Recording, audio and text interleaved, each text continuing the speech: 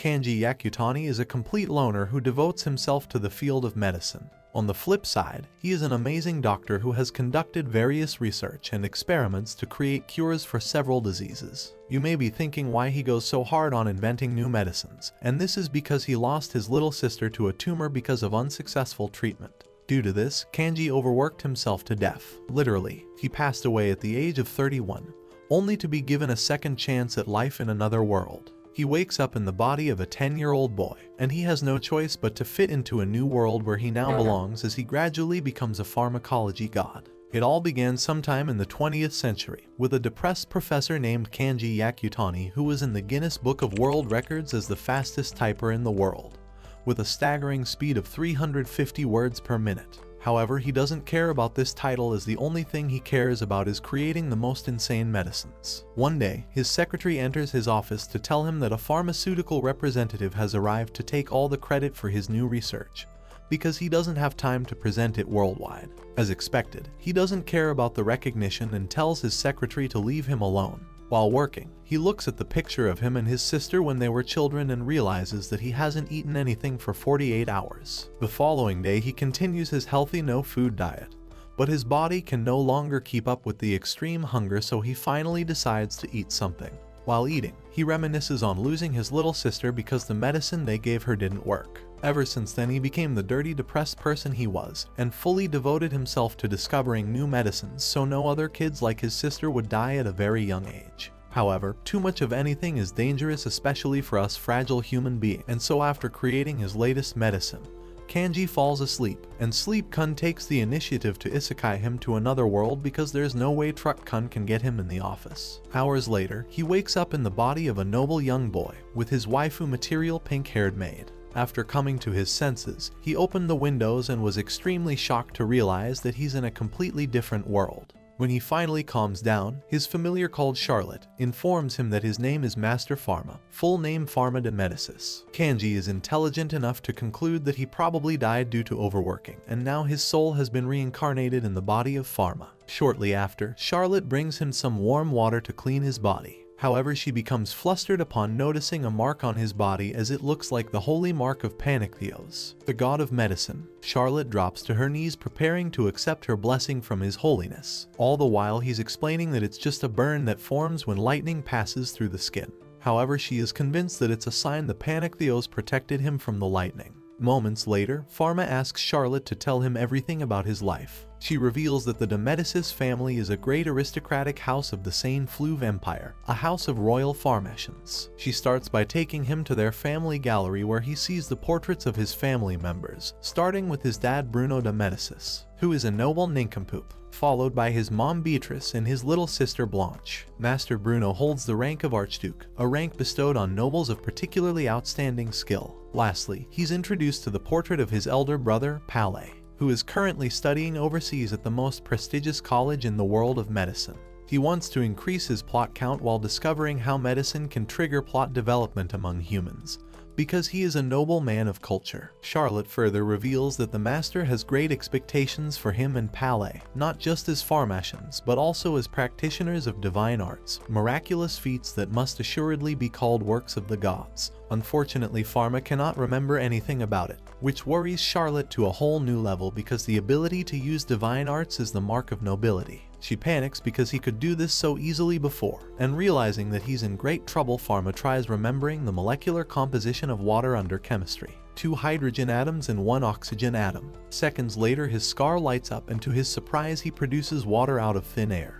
However, he has no idea how to control it, so he throws it out the window, only to find out that he completely soaked Charlotte. Anyhow, she says the water feels amazing, and he watered the herbs in the garden for her. Charlotte goes to get changed, and Pharma begins experimenting with his abilities. He discovers that his left hand has a substance creation ability and his right hand has the power to eliminate it, and he can only do this as long as he knows the chemical structure. In the library, he goes over knowledge he previously learned but forgotten. Medical knowledge of Earth from centuries ago. Later, Pharma joins his family for dinner. Upon seeing how happy of a family they are, he felt like he fit right in and knew he was destined to live this life from that moment on. After eating, his father tests Pharma by asking him some questions as if he's in a science quiz bingo contest. The following day he continues his lessons with Eleanor, his plot-filled divine arts tutor. Eleanor immediately notes that something is off with Pharma and that he seems like a completely different person. His demeanor has changed and his adorable charm is gone. Pharma makes a recovery when he blames it on the lightning, saying that his memory has been fuzzy ever since that day. Eleanor says in that case they'll skip pharmacology and review the basics of divine arts. She starts off by explaining they each have a guardian deity. For him, his brother and father, it's Panactheos. Also, there are 5 attributes of divine arts: fire, water, air, earth, and none. Pharma understands all of them apart from none, and Eleanor explains that it's a non-standard attribute. Technically, it's part of the list but hasn't been seen for at least 300 years. Pharma then asks what someone who could create any substance would be, and she replies either a god or a monster. When it is time to practice, she is disappointed to see the little twerp doesn't even have his wand, a rod that amplifies divine power and controls divine arts. Now that she mentions it, he remembers there was one by his bed. However, for today Eleanor lends him hers. She tells him to face downstream and launch a spear of water, but the clueless Prodigy had no idea what she was talking about, so she shows him how it's done. When it is Pharma's turn, he accidentally harnesses an insanely strong water tornado which blows Eleanor away, and for the first time we see the potential of his abilities. Eleanor wonders how he managed to do such a thing, so she tests his power with her divine-ometer. To her surprise, Pharma breaks all the limits. Afterward, Eleanor sees the glowing mark on his shoulder and she immediately tells him to keep everything a secret, especially to his father. Moments later, the two go back to the mansion, and while Eleanor is doing something funny with her hands, Pharma discovers that he can see someone's injuries as they flash in a blue kind of light. And when he identifies the cause of it correctly, the blue light flashes white. Shocked, Eleanor then determines that Pharma himself possesses Panactheos' divine eye. Unable to process that a human has this power, Eleanor starts freaking out. She also notices that Pharma has no shadow, making her even more scared, so she starts crying like a mad woman and runs toward the bushes. The following day, Pharma learns from Bruno that Eleanor has a high fever and she wants to quit teaching him. That said, his father asks him if it's something to do with him, which Pharma denies. Upon hearing that, his father orders him to deliver a letter and medicine to her. However, before delivering it to her, Pharma prepares the right medicine for a high fever because his father's medicine is nothing but a stupid energy drink. When Pharma arrives, Eleanor is wearing a metal warrior suit with a purple aura coming out of her body. She begs him to spare her life, but Pharma clarifies that he's only there because it was his father's order, and gives her the medicine and the instructions on how to use them. When she calms down, Pharma tells her that he wants to continue studying with her like everything is normal. Soon Eleanor returns to her senses and uses the medicine upon realizing that Panactheos is a benevolent god with no record of harming humans. Eleanor meets with Pharma the following day, but she still wears the armor for protection. Nonetheless, Eleanor tells him that she will continue working as his tutor, further explaining that if he cannot control his power, he might bring destruction to the Empire, so she has to make him responsible. After that, she thanks Pharma for the medicine, and the two begin their training. With his tutor's help, he successfully created huge waves, heavy rain, and a gigantic iceberg. The next day, Pharma uses his Panactheos' divine eye to diagnose the medical conditions of their servants. He began gathering the materials and tools needed to create medicines. First, he produces a sticky white liquid and puts it inside a beaker. Then, with the help of his magic, he proceeds to prepare the rest of the needed materials to complete the ointment. Soon after, Pharma gave the ointment to Charlotte and distributed the other medicines to the rest of their servants, making them cry. Charlotte explains to him that advanced medicine is not something that commoners like them can afford. And after hearing this, Pharma realizes that medication in their time is only something people with a higher social status can afford, which makes him feel sad. Later that afternoon, Pharma is still thinking of the sad reality of medicine availability in their time. He tells Charlotte that he will do his best to make medicine available to all, regardless of social status, making her servant feel genuinely happy. The following morning, Pharma joins his family for breakfast, but he immediately notices that Blanche is not around. Suddenly, his father informs him that his little sister has been infected by chickenpox and he cannot see her for 3 weeks. When his father left, Pharma used his magic to create the medicine for chickenpox. He then sneaks into Blanche's room, who expresses to her brother how disgusted she is with herself, as she has bumps all over her body. She even tells him that their father will be upset if he knows about it. That being said, Pharma tells her to keep it a secret. Meanwhile, when Pharma tells her to take in the medicine that he prepared to cure her disease, Blanche starts expressing his refusal to take it because he claims that it is very bitter. Pharma puts the medicine inside a macaroon so Blanche won't taste its bitterness. Blanche asks his brother if it's okay to proceed and Pharma confirms it.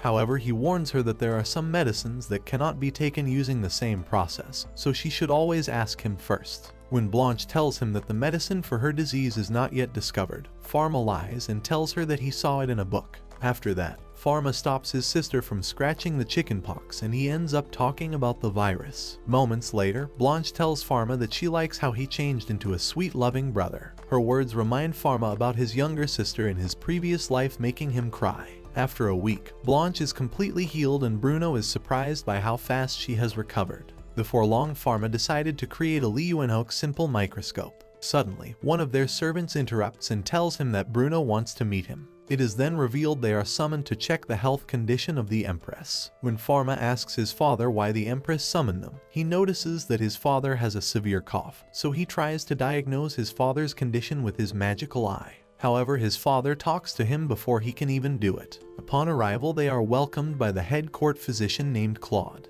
Apparently, the illness of Empress Elizabeth II is already in its worst state. Bruno didn't waste any time and entered the room where the finest doctors of his generation gathered around to cure the disease of the Empress. Bruno approaches the bed of the sick Empress, and that's the first time Pharma sees the face of their Empress. Immediately, Bruno orders Pharma to bring him the materials he needs. Bruno gets a small amount of the Empress's tomato juice for testing. After figuring it out using their magic, they have concluded that the Empress will soon be ice-sky by disease Kun. Bruno then calls Pharma to assist him in creating a treatment, which is basically just an anesthesia to alleviate the pain and suffering of the Empress. Pharma heard Claude summoning a priest, and he realizes that they were planning to do a ritual for euthanasia. Pharma uses his magical eye to diagnose the problem beyond the Empress's massive plot, and he figures out that she has tuberculosis, or what they call the White Death. Pharma realizes that he is in a very difficult situation to cure the Empress. With just one wrong move, Disease Kun will emerge victorious. While contemplating, an annoyingly loud crybaby named Prince Louis appears,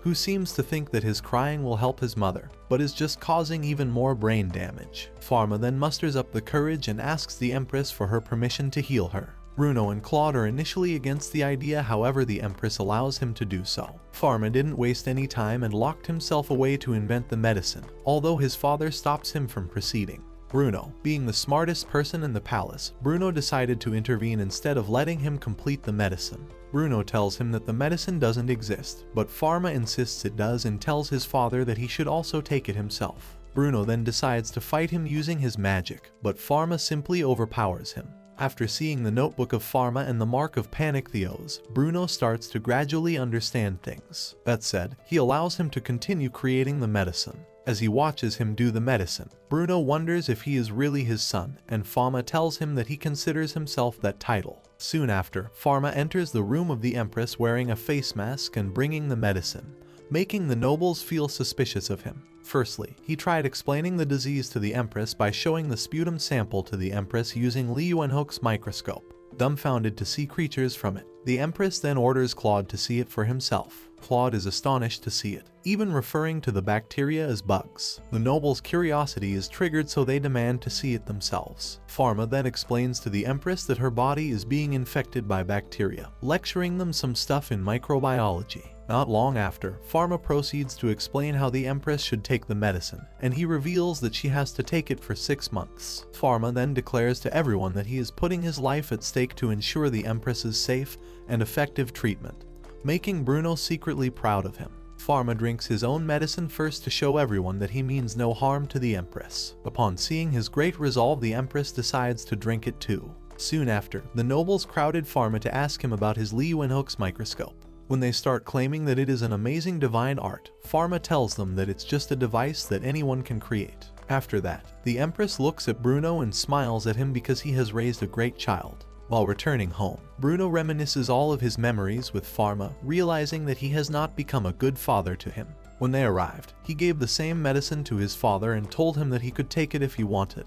Bruno then tells him that if it's Panactheos' will, then he should follow it. Farmer revealed to his father that while he has the knowledge to do various medicines, his acumen is still shallow and unrefined. Thus, he wants to continue learning from the experiences of his father, making Bruno feel genuinely happy. They then go back to their mansion where their family waits for them. For 3 months, Pharma and Bruno began to exchange knowledge and information about many diseases. He then learned from his father that a contingent from the College of Medicine was demanding to know the recipe for White Death medicine. Pharma told his father that medicine could be done without the use of divine arts and he would make it available to the public very soon, which surprised him greatly. He even tells him that things as important as that should be known to everyone. On the other hand, Bruno warns Pharma that with his abilities and beliefs, some people will try to eliminate him. He even revealed to him that there is a talk in the palace that someone intentionally brought White Death to harm the Empress. However, Pharma disagreed with the idea since the probability of developing White Death from being exposed to an infected person is just 10%.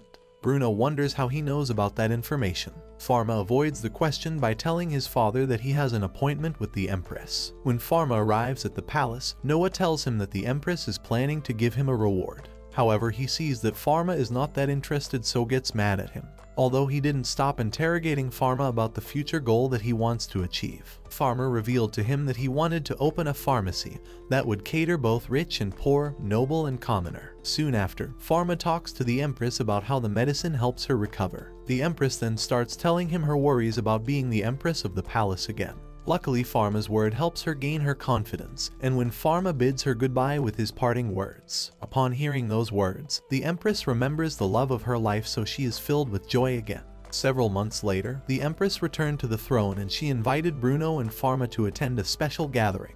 Moments later, Pharma is shocked to be in the presence of the noblest people in the palace. His father was granted several rewards from the Empress, while he was granted a royal badge. He is even rewarded by the Empress to have his own pharmacy in the royal capital. The very next day, several professional craftsmen arrive to help him construct his pharmacy. Soon after, Eleanor arrives to help him decide immediately, and Pharma draws the design that he wants for his pharmacy. During the construction, the project head asks him what name he wants to give the building. Pharma suggested the name Parallel World Pharmacy, and just like that, the head asked the sign maker to craft it for the pharmacy. The next day, while Eleanor and Pharma are having their conversation, Veron arrives. He introduces himself as the head of the Sane Flu Pharmaceutics Guild, and Pharma does the same thing. Realizing that his competitor is just a child, he starts intimidating him by insulting the credibility of his pharmacy. As they continue their conversation, Pharma reveals to Veron that he plans to offer the best medicines at the cheapest prices. Veron then starts lashing out his anger about Pharma's concept of low prices. Luckily, Eleanor is there to silence Veron, and with her deadly glare, Veron leaves immediately. Moments later, the preparations inside the pharmacy are already done. However, Pharma is left with another problem, which is to find the right people who will help him run the business. Upon hearing this, Charlotte volunteers herself to be part of his employee. After seeing her willingness, Pharma allows her to be part of it, and Charlotte celebrates like he won the lottery. As soon as Pharma returns home, he notices their servants gather around to bid goodbye to Cedric, who just resigned from his job due to his feet condition. After knowing that Cedric wants to continue working if his knees get better, Pharma decides to heal and hire him. Pharma decides to ask his father's permission to hire Cedric for his pharmacy, which Bruno permits. On the other hand, his father has another surprise for him. Bruno asks Simon to bring out the chest of gold coins to Pharma, which he can use as capital to run his own business. Pharma is very happy with this, and he expresses his gratitude to his father. When the day of the grand opening arrives, Pharma shares the mission and vision of his pharmacy with the public. Little did he know, while he was delivering his opening speech, his family was hiding in a carriage, secretly watching him. And just like that, he officially opened the Parallel World Pharmacy. 1 month had passed, and things were not happening as Pharma expected them to be. Eleanor explains that he should expect it to happen because commoners are used to buying medicines from long-standing shops. On the other hand, the nobles simply call for a physician whenever they need one. While Pharma, Eleanor, and Cedric discuss the strategy that they can do to run the pharmacy effectively, Charlotte arrives with the results from 100 people in the capital, proving to all of them that despite her poor status, her mind is as brilliant as the nobles. And just like that, Charlotte reveals to them the impressions of the commoners. It turns out that they are scared of the imperial seal. They are too weary of how to deal with nobles. They are intimidated by the guards. They don't trust a child proprietor, and they think prices are too high. After that, they all brainstorm and try to plan solutions to the problems. Moments later, a geezer arrives to buy a candy that contains vitamin C apparently. He is the first regular customer of their pharmacy, but behind his old, ugly, disgusting image, he seems to be hiding something deep inside. Not long after, two masked individuals arrived at the parallel world pharmacy. Pharma is not stupid enough not to notice that they are his parents in disguise. And just like that, Pharma happily welcomes them to his shop, and he even gives them a detailed tour of his pharmacy. When Bruno asks him about the traffic in his pharmacy, Pharma gets very uncomfortable because he is not doing well in that aspect. After learning about his current situation, Beatrice suggests a strategy that she learned from TikTok, which is making some impression on the public by selling cheap cosmetics. Bruno does not completely agree with Beatrice's suggestion, so he warns Pharma about the downsides of using cosmetics. Out of nowhere, Pharma's parents suddenly flirt with each other. Their petty talk was interrupted when a blonde butler started calling for an emergency. When Pharma goes to the carriage, they are shocked to see that he is just a child. However, they all shut their mouth after seeing his royal badge. Soon after, Pharma figures out that the sudden collapse of the noble lady named Chloe is due to her extreme tomato juice extraction. It turns out that she has been absorbed too much in the K-pop beauty standards that she wants to look pale, white, and younger even if she has to undergo unsafe procedures. When Pharma realizes that her desire will lead to her demise, he decides to create healthy cosmetics for her. When Pharma concocted the perfect cosmetics, he tried them on himself, making him look like an underage geisha. He then explains why his cosmetics are better than the toxic-containing cosmetics in the current market. 1 week passed, and Chloe returned to the parallel world pharmacy to get his cosmetics. Pharma then starts lecturing about ultraviolet rays from the sun, kind of stuff that no one really cares about. Nonetheless, Chloe became very happy that she didn't have to have her tomato juice extracted again.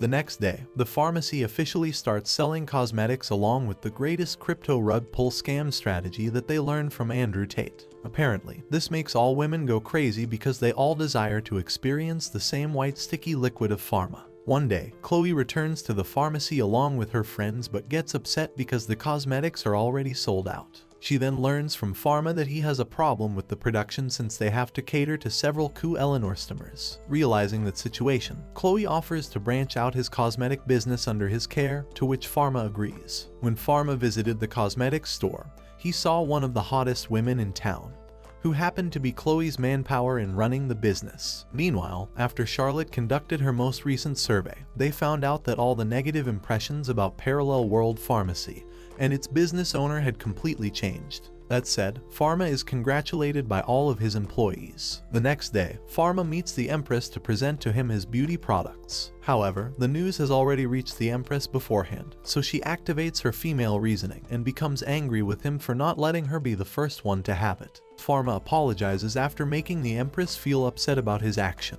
So in order to compensate for his shortcomings, Pharma brought her his newest beauty product, the medicinal lip gloss. The Empress uses it and she is surprised at how good her lips look afterward. On a serious note, Pharma thanks the Empress for releasing an order to eradicate all the toxic-containing cosmetics in the market. However, the Empress told him that for making such a move led to many businesses filing for bankruptcy. Hearing that, Pharma tells her that he will share the ingredients of his product so the business owners can continue doing their cosmetic business. However, the concern doesn't end there, as the Empress commands him to raise the prices of his products. Upon hearing this, Pharma is shocked. However, when he hears the explanation from the Empress, he realizes how much damage he is giving the wealthy and the nobles just because he wants to favor the poor, so Pharma happily agrees with the advice of the Empress. Several days later, Pharma and his family went to the seaside of their country. Bruno has to do his personal visit to check if the management of the Empire's territory is under good control. When they are disclosing some important details of the Empire's economy, Bruno tells Pharma to find other things to do. He goes to the seaside to meet Blanche and Charlotte, who are creating a sand castle. Suddenly, Blanche asked his brother's permission to go to the seawater and have a taste of its salty water because she had enough of his brother's salty body liquid. Sorry, I meant the seawater is salty. Pharma doesn't like the idea, but Blanche and Charlotte activate their cute anime charm to get his approval. Pharma is left with no choice but to allow them, and he just decides to enjoy the sea breeze with Eleanor, who's very much ready to share the taste of her peach mango pie. She tried using her body, which made Pharma get all flustered until his attention was shifted to Blanche, and he remembered his baby sister in his past life. It turns out that they made a promise to enjoy the sea together, but Disease Kun ended the Sweet Home Alabama song when it claimed his sister's life. Pharma is confident that he will not experience the same thing again. But C-Kun wants to steal the show by taking away his current baby sister and giving him a deja vu experience. Charlotte wants to save her, but she knows how useless and pathetic she is, so she decides to spam the shout button instead. Pharma quickly dives into the sea to save his sister, but the C-Kun is prepared to give him a hard time. Fortunately, his godly powers activated, and he created a manhole in the middle of the sea. Seeing this, Eleanor is completely shocked because she witnesses something that humans cannot do. When they return to the shore, Blanche spams the cry button, and Eleanor continues her explanation with some magical attribute nonsense that no one cares about. Pharma noticed the scared Charlotte, and he felt bad about it. On the other hand, Eleanor commends him for his great power and for saving Blanche. Moments later, Pharma is still worried about what happened. Charlotte notices it, and he tries talking to him. Then, Pharma learned that Charlotte was not really scared of him because in reality, she felt extremely bad for putting Blanche's life in danger. After that, Charlotte kneels down and tells Pharma that to pay for her mistake, she will allow him to use her any way he likes. However, Pharma tells her that he cannot handle her salty skirt that smells like anime convention.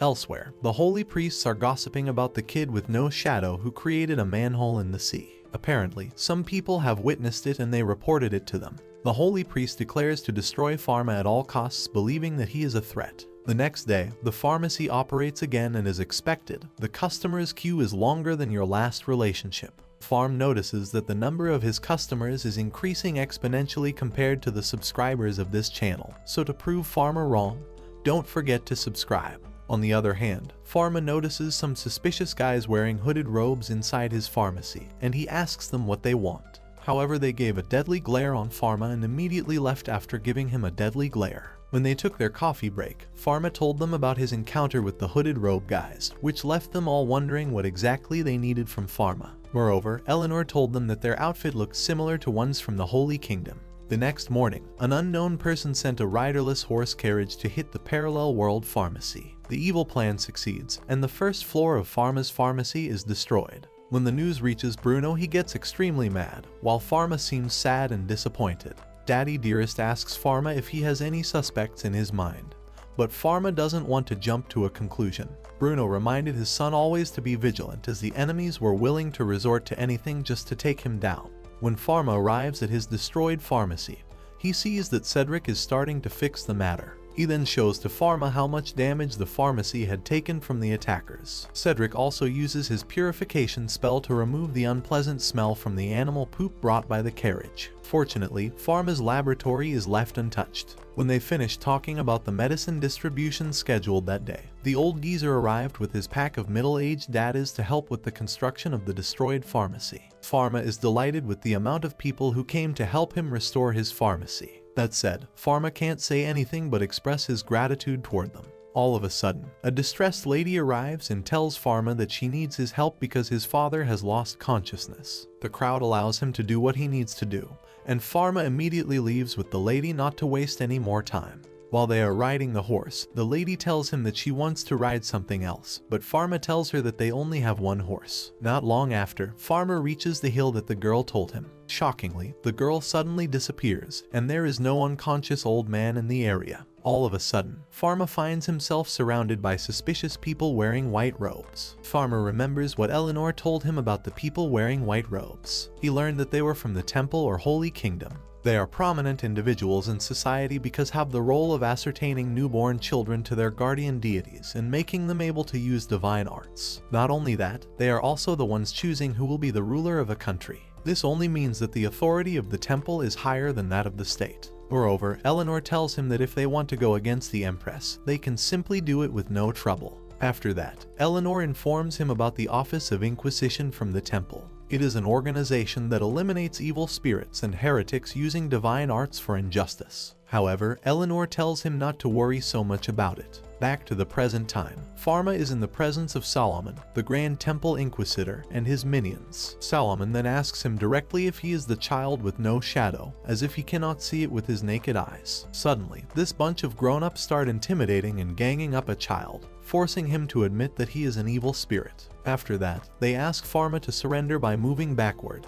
and just as expected, it was a trap. On the other hand, Pharma easily breaks the restraining spell, which shocks them all. Salomon's minions decide to steal the show, and they blast him with fire and ice. However, Pharma simply nullifies their attacks. Upon witnessing that possesses multiple elemental attributes, Salomon orders his minions to end his very existence. Several elemental attacks are cast toward Pharma. To their surprise, Pharma encased himself with thick ice crystals. Pharma then unleashes a strong force from his inner power, and before the enemies can cast a barrier, Pharma blasts it to all of them. Salomon's horse went wild, making him fall to the ground. They then see Pharma is ready to cast a powerful spell against them for the second time if they wouldn't stop attacking him. Salomon, on the other hand, saw the mark of Panictheos on Pharma's shoulders. At that moment, Salomon realizes that Pharma is the reincarnation of Panictheos. After that, they all kneel down before him and ask for their punishment. Salomon is ready to ice-sky himself to a new world,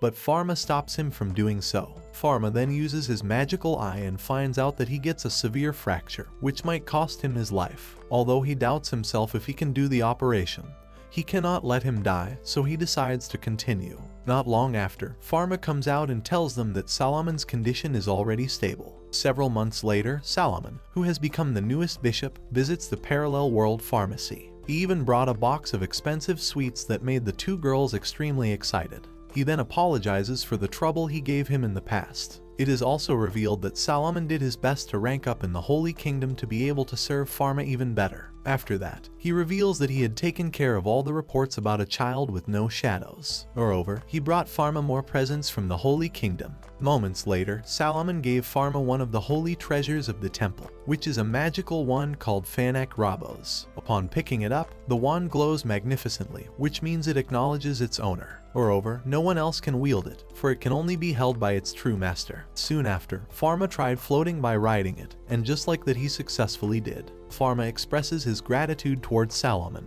Before Salomon left, he gave Pharma a talisman that suppressed his divine power, which meant he could have a shadow again. Pharma is much overjoyed after receiving the talisman than when he received the wand. He then explains to Salomon that he's been wanting to walk under the sun like normal people, but he is afraid that they might fear him because they cannot understand the reason why he doesn't have a shadow. Moments later, Blanche wants to buy some huge melons because he wants to be like Eleanor. However, Charlotte tells her that it will take time before her plots will grow as big as melons. Along the way, Pharma passed through a local pharmacy, and they are talking crap about the parallel world pharmacy. Pharma then learns that the local pharmacies are restricted by the guild. When they returned to the pharmacy, Pharma expressed his desire to establish a separate guild. Pharma explains that if he successfully establishes a new guild, he can have local pharmacies sell his medicines. Eleanor is a bit worried that no local pharmacies might join a newly established guild. However, Pharma is dedicated to making it happen, so he asks Cedric to prepare the needed documents. Pharma learns from his past mistakes, and he doesn't want to overwork himself again.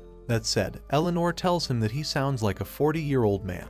Elsewhere, the local pharmacist, named Pierre, is getting frustrated as her daughter is not healing with the use of his self-made medicine. Sometime earlier, the only existing guild in the capital is having a general meeting, as Veron talks about how parallel world pharmacy ruins their business. They talk about how cheap and effective Pharma's medicines are, but Veron claims that they have hidden agendas behind them. Veron cannot stand the idea that the parallel world pharmacy is supported by the Archduke and the Empress. It is then revealed that Veron is the person behind the carriage incident. Veron then forbids all guild members from having contact with parallel world pharmacy. Veron even threatens them that whoever goes against his orders will be removed from the guild, and he will also remove their business permits. They cannot do anything but reluctantly agree to everything he says. Back at the present time, Pierre brings his daughter to the nearest clinic, but unfortunately it is closed. Pharma saw him, and he asked him if his daughter suddenly fell ill. Pierre is aware that Veron's eyes are everywhere, so he is hesitant to talk to Pharma.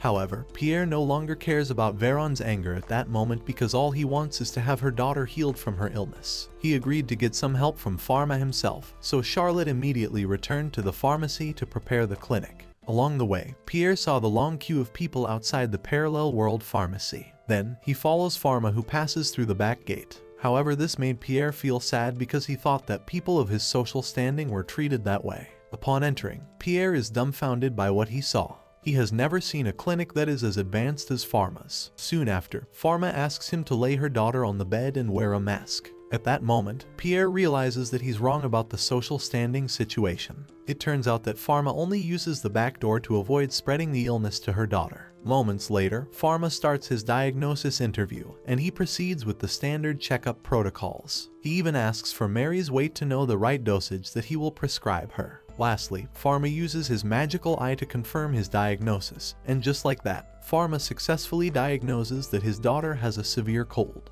Pierre could not believe that it was just a severe cold, so Pharma explained that it was due to a virus called influenza. Once again, Pharma forgets that he is no longer in his previous world, and he keeps on talking some virus crap that no one understands. However, when he saw that the two got scared of him, he tried to play it cool and explained it using simple words. Then, he administered the right medicine to Pierre's daughter. When night arrives, Pierre returns home along with her daughter. Pierre can't help but feel insecure at how big the difference is between Pharma's skills and his. Seeing him feeling down, his wife tries her best to comfort him, but the two of them end up crying. The next day, another meeting at the guild was held. Veron lashes out his anger about the way the nobles and aristocrats treat commoners as livestock for tax revenues. On the other hand, Pierre chooses to stand for the truth, which triggers the anger of Veron. Later that day, Pierre is seen crying outside his pharmacy. Pharma then noticed the destroyed pharmacy and felt extremely bad about it. Not long after, he saw the devastated Pierre, so he approached him to ask him what exactly happened to him.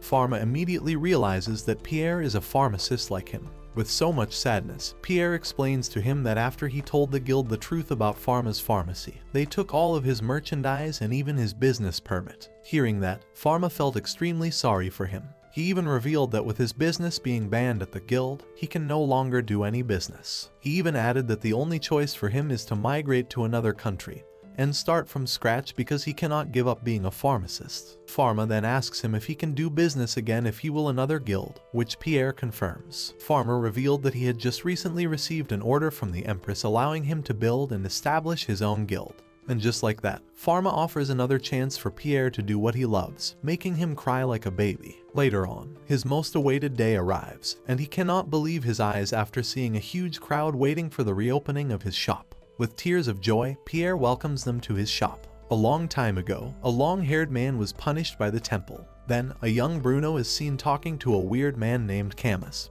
who has conducted gruesome experiments because he has a weird obsession with death. Suddenly, Bruno wakes up from that bad dream and remembers his former colleague. The next morning, the de Medicis family shared breakfast, and Pharma noticed that his father seemed to have enough sleep. Suddenly, their family butler arrived to give Bruno a letter from Palais, his eldest son. According to his letter, his home visit might be delayed. Then Beatrice, Blanche, and Charlotte deliver some petty talks that are not really important, just like how useless their faces are. Soon after, Bruno tells Pharma to come to his office afterward. Bruno then informs him that the month-long large-scale wholesale event in the country will happen soon.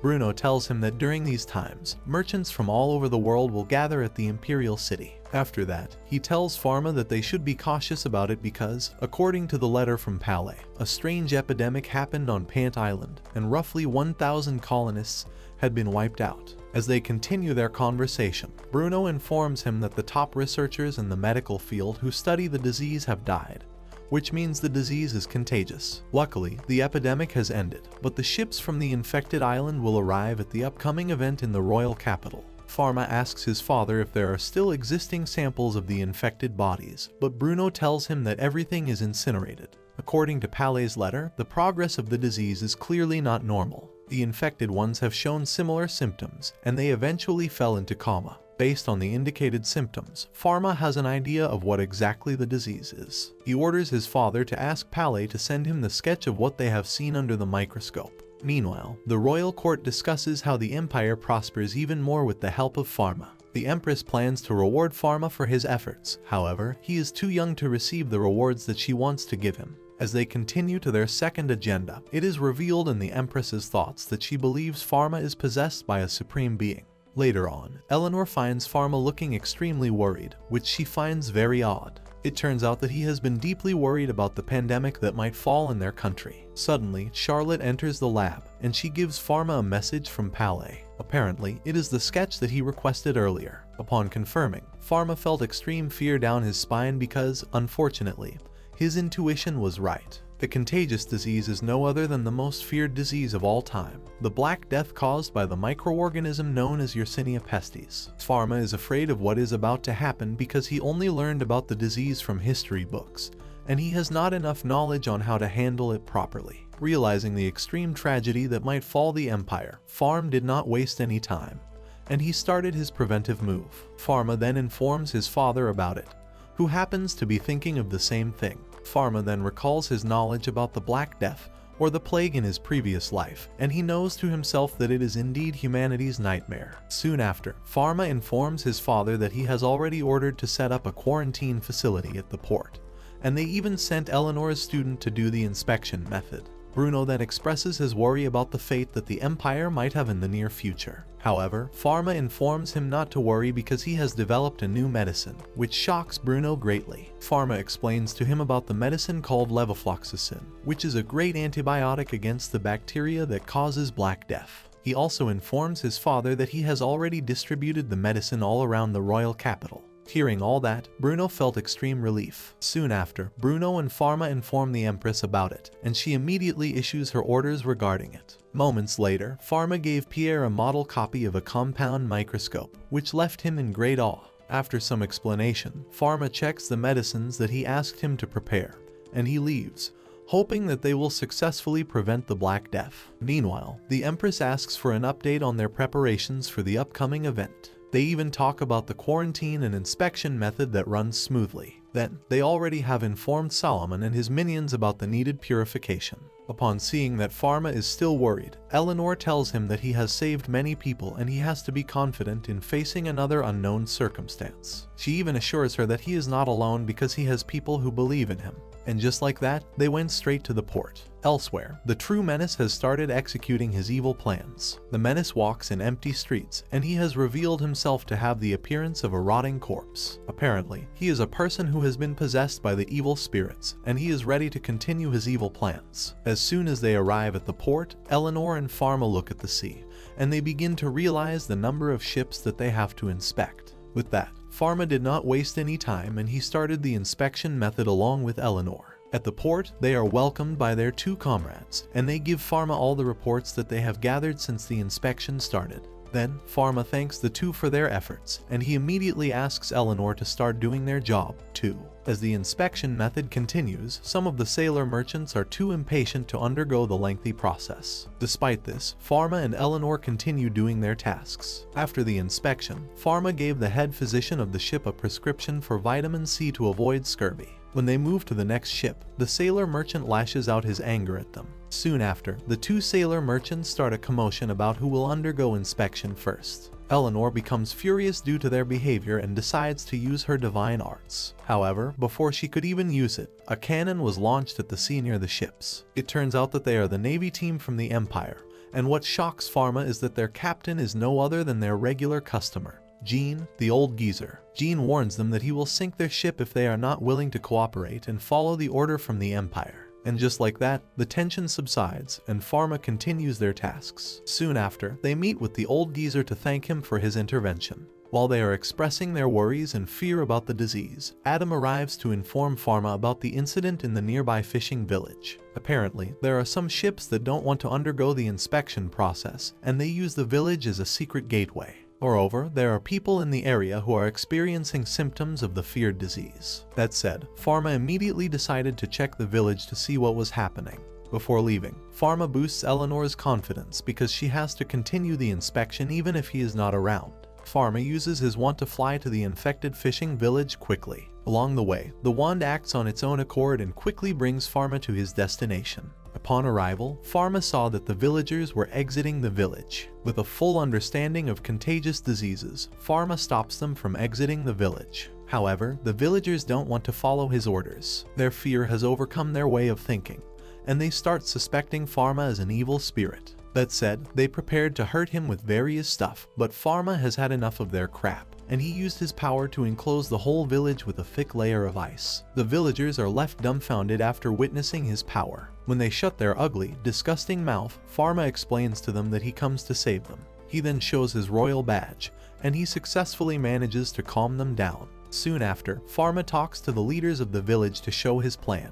Apparently, he wants to segregate the people of the village based on the severity of the cases. He further explains that the precaution will be used for him to know the ones who need to be treated first, and those who don't need treatment at all. Elsewhere, the Royal Navy saw an approaching ship. One of his crew members tells him that the ship is not responding to their signals. Then, he suspected that it could be the renegade ship that they had been looking for, which the old geezer confirmed. He then reads the flag signals of the ship that state they are experiencing an emergency, and they need medical help. Jean then orders the fleet to draw closer to the ship, so they immediately surround it. After checking it, they found that all of the people that boarded it were dead. Jean knows the danger that the ship can bring, so he orders any of his men to go to the infected ship. Instead, he uses his common sense and immediate critical judgment, and he orders his men to sink the ship under the sea. Back at the fishing village, Pharma manages to handle the situation, and the people thank him for his immediate emergency response. It turns out that he has already distributed the medicine that will help people fight the Black Death. Then, it was time for him to go to the place where people infected with Black Death were. Pharma tells the village pharmacist that he will handle it alone,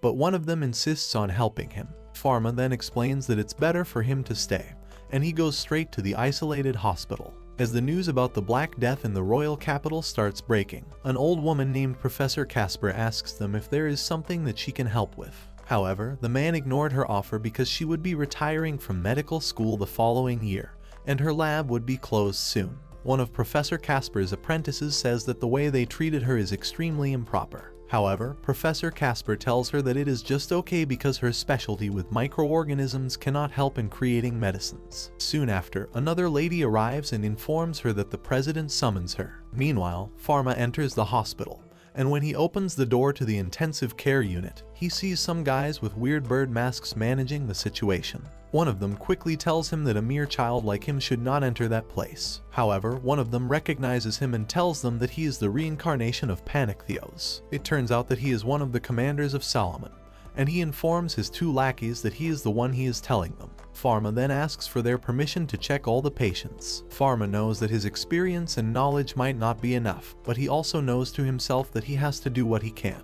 That said, he ordered the three to administer the oral medicines. Using his magical eyes, Pharma diagnoses their disease as the Black Death. And just like that, he managed to identify that 12 patients were infected by the Black Death while the 2 patients were not. Unfortunately, one of them has already perished. Then, the 2 patients with severe colds were removed from the intensive care unit. He explains to the man with a cold that he can already go home, but for safety protocols, he needs to be quarantined first. After that, Pharma orders the 3 to look for the people who exist from the village and burn their carriage. When night arrives, Eleanor proceeds with the inspection reports for the cargo ships. One of her students tells her that she is doing well, but she tells her she is still afraid that she might have missed important details because she doesn't have special abilities like Pharma. Meanwhile, Professor Casper meets with the president of the medical school, who happens to be Bruno. Bruno informs him about the medicinal substance from a microorganism that he needs to find.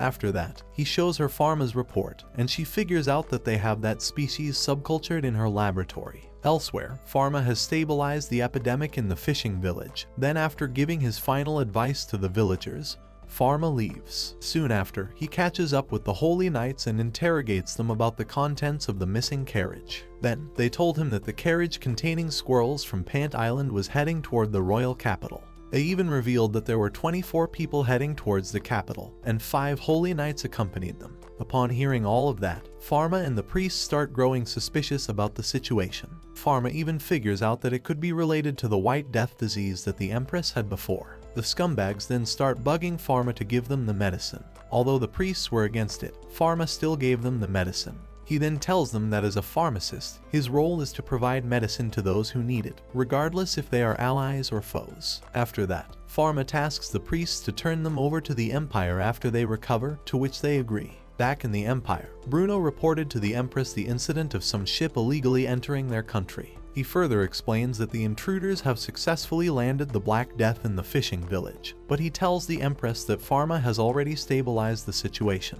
Bruno also mentioned that if his calculation were right, the intruders would arrive at the royal capital the next day. This alerted the Empress, so she ordered to strengthen the inspections on every gate. Then, Bruno looks in the direction of the fishing village, worrying about his son. The next day, Charlotte starts distributing the masks to the merchants and to the citizens. On the other hand, one of Pierre's assistants sent him some specimen samples. Then, after checking, Pierre discovers that it matches Pharma's description of the microorganisms that cause the Black Death. That said, he immediately alerted his team to isolate the infected people. However, a sudden explosion occurs, and the intruders have successfully entered the royal capital. After that, the intruders release the flying squirrels around the royal capital. Soon enough, Pierre learned about the flying squirrels from his assistants. All of a sudden, he alerted everyone about the rodents that are known to be carriers of the Black Death. That said, he commands the royal guards to ring the bells of the royal capital to alert everyone.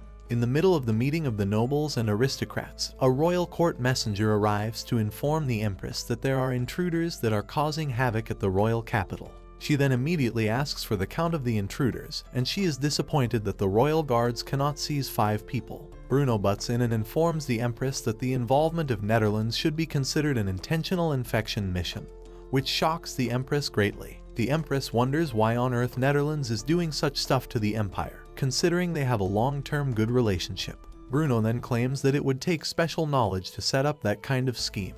When the empress asks him if he has any idea who the mastermind is, Bruno explains that he knows an exiled pharmacist who had engaged in Netherlands 3 years ago. He further explains that this person is his colleague and he is very talented in making medicines. However, he is also involved in several gruesome human life experiments and is proven to be a man remarkably lacking humanity and morality. That said, he was seized by the inquisitors, and they sealed his divine arts. Before he was expelled, he used to experiment on some epidemic diseases, suing the prisoners from the war. When the empress asks the name of the man, Bruno informs her that he is no other than Camus the Sade. As the havoc continues, the royal guards and the intruders continue to exchange blows of magical powers. The intruders easily overpowered the royal guards, and before things could get worse, Salomon arrived and easily seized the 5 intruders. Soon after, Salomon sealed their divine arts, and the havoc stopped. Meanwhile, Charlotte thinks that there might be injured people who need medicine, so she decides to get some from their pharmacy,